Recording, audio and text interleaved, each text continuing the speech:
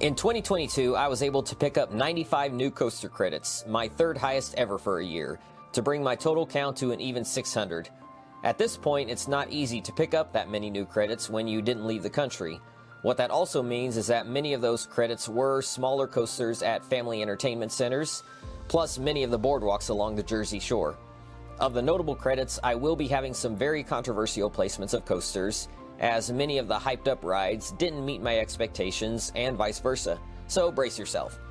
I will not go through the many Pinfari, SDC, and similar coasters that I rode this year, but I need to highlight Sandstorm at Joyland for how unique it is, but I do rank it about the same as those others. If I included all those coasters, plus others around that size, this list would be 36 rides long.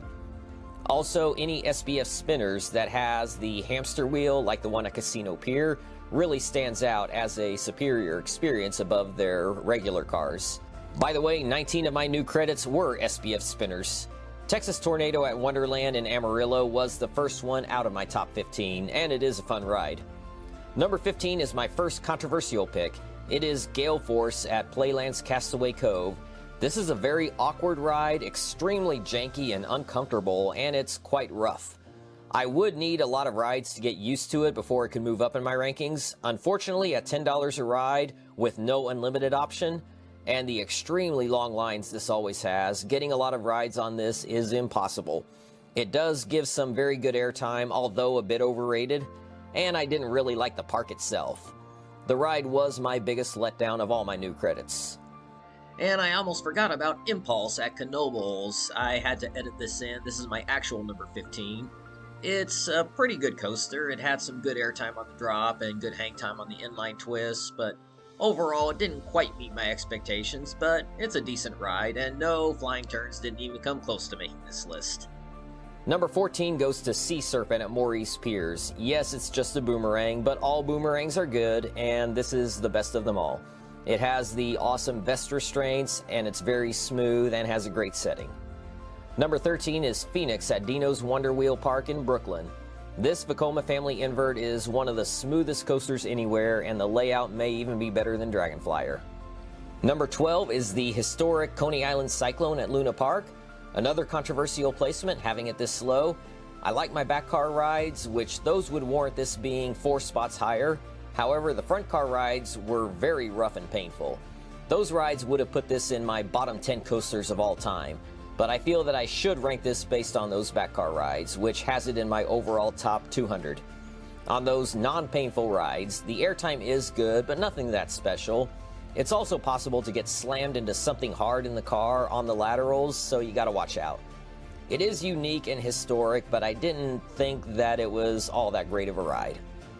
Number 11 is Rollin' Thunder at Tropic Falls Theme Park, formerly known as Park at Owa.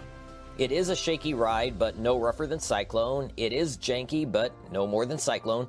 Plus, the airtime was easily superior to Cyclone's, and you get some hang time and a very unique ride experience. Beyond a couple potholes and weird restraints, this was a very fun ride.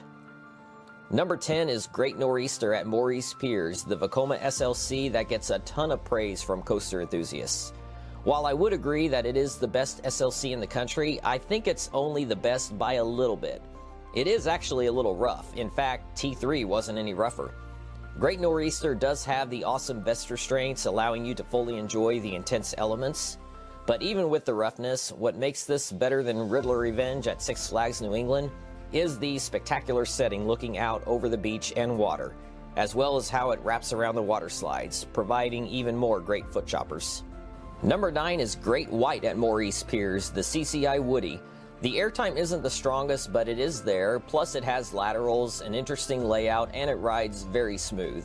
What really sets this apart, again, is the incredible setting out on the beach. This far exceeded my expectations. Number 8 is Thunderbolt at Luna Park, my favorite coaster on Coney Island. It is the original Zamperla Thunderbolt. The reason this ranks far higher than Rollin' Thunder is that it rides far smoother and doesn't feel as janky. The restraints don't even slightly bother me because of how it rides, and it allows me to fully appreciate the great airtime and interesting layout. Number 7 is Hydrus at Casino Pier, my favorite coaster on the Jersey Shore, and it's my favorite of the 6 Gerstlauer Eurofighters that I've ridden in the country. This also far exceeded my expectations.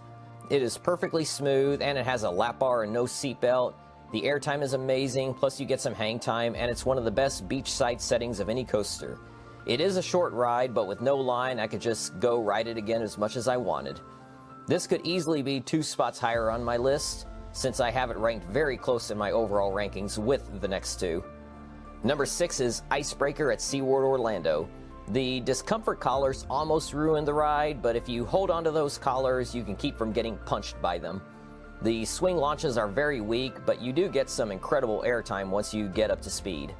There are several very strong moments of airtime throughout. This could have made my overall top 50 with better trains and restraints, but as it is, it's just barely outside of my top 100. Number 5 is Prairie Screamer at Traders Village in Grand Prairie, Texas, my 600th coaster credit. This one was a buzzer beater coming on New Year's Eve. I never rode it at Scandia, and I thought I would never get to ride it when that park closed, but a flea market purchased it and the ride opened in mid-November. This one-of-a-kind E&F Myler creation gives some shocking airtime and laterals, and every element feels so janky in the best possible way. If you're visiting Six Flags Over Texas, you have to go here and ride this.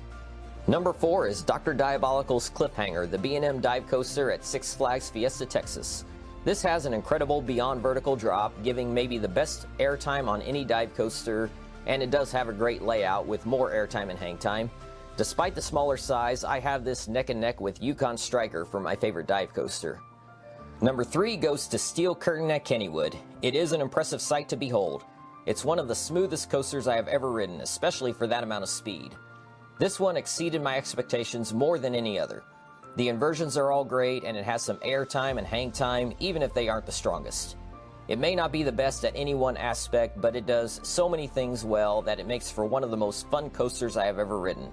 I could make the argument that it's the most complete roller coaster in the country. Add to that the outstanding operations, keeping the line short all day, and the ride ops were a lot of fun. My experience with this ride seems to be what most people don't get with it, but for me, it was one of the best overall experiences I've ever had with a coaster. My top 2 won't be any surprise, as they are the best new coasters to open in 2022. Even if you find either of these to be overrated, you'll still love them. Number 2 is Pantheon at Busch Gardens Williamsburg, one of the best Intamin coasters ever. I love how we're seated low to the track and we have just a lap bar and no seatbelt. The swing launch sequence is outstanding, and there is airtime throughout that sequence and the whole ride, and some hang time. The zero-G stall rivals many of the ones from RMC, and it is a glossy, smooth ride. But watch out, because this ride has horrible downtime issues. It goes down for wind very easily, but it did operate in the rain for me, and I got a few rain rides. My number 1 new coaster credit for 2022 is also my most ridden coaster on the year. It is Iron Gwazi, the RMC hybrid at Busch Gardens, Tampa. This ride feels like a greatest hits album from RMC. It is glossy smooth, the airtime is among the strongest you'll find on any coaster, plus it is quite intense as well. I even grayed out a little, and I rarely gray out. This is one of the best coasters in the world, so it's no surprise that this would top my list of new credits. So let me know in the comments about your favorite coasters that you personally rode for the first time in 2022. Thank you for watching, and I will see you next time.